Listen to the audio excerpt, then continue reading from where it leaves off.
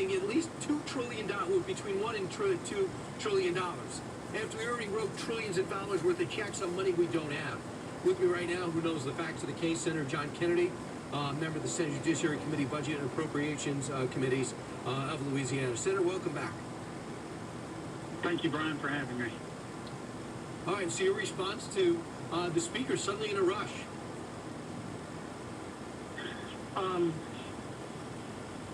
I really regret that the Speaker has used this tragedy of the coronavirus to prosecute her political goals.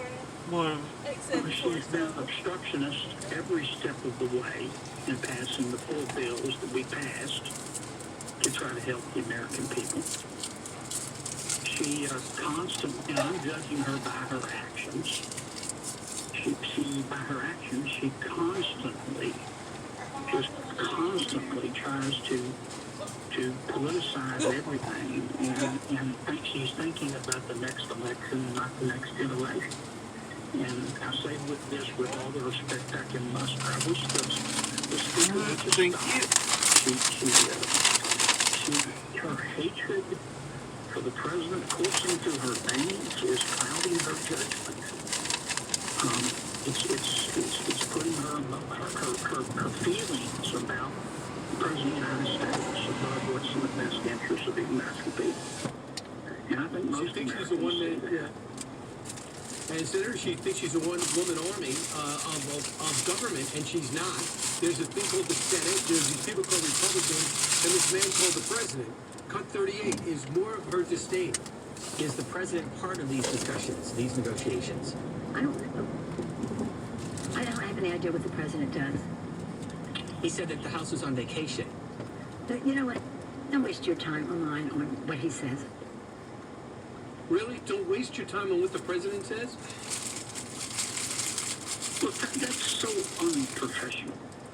If the Speaker would like to pass another bill, all she has to do is sit down with the Republican leadership in the House, the Democratic leadership in the Senate, and the Republican leadership in the Senate, and the President and his people, and say, okay, let's everybody put their ideas on the table. What's worked in the first 4 bills? What hasn't worked? Where do you think we need to do more? What mistakes did we make? And let's do this in good faith. And let's leave the election to the people. But she hasn't done that. She hasn't. The 4 bills. She blew up one that was just about done, and she delayed it. I mean, I can remember, it took my breath away at one point. She talked about the President not caring about human life, and, you know, that's just uncalled for, Brian. And I understand this business. It's not the big little candy mountain around here. Politics can be unforgiving, but there's a time for it, and there's a time, and if ever there was a time, it's this time to say, okay, let's put the politics on pause for a while and try to work for the common good of the country, and she just doesn't seem to be able to do that. No kidding. Meanwhile, money is a big deal. The trillions of dollars, when we finally get out of this, we want to know when we're going to be in that room. And notes. And get into reading this month. And get that credibility bookcase behind you if you have to go on Zoom. That's right. That's what they're calling them now, the credibility bookcase. Oh my God. All right, thank you. Thank Thank you so much, and I'll see you hopefully in person very soon. Looking forward to it. Be well, Melissa. You too.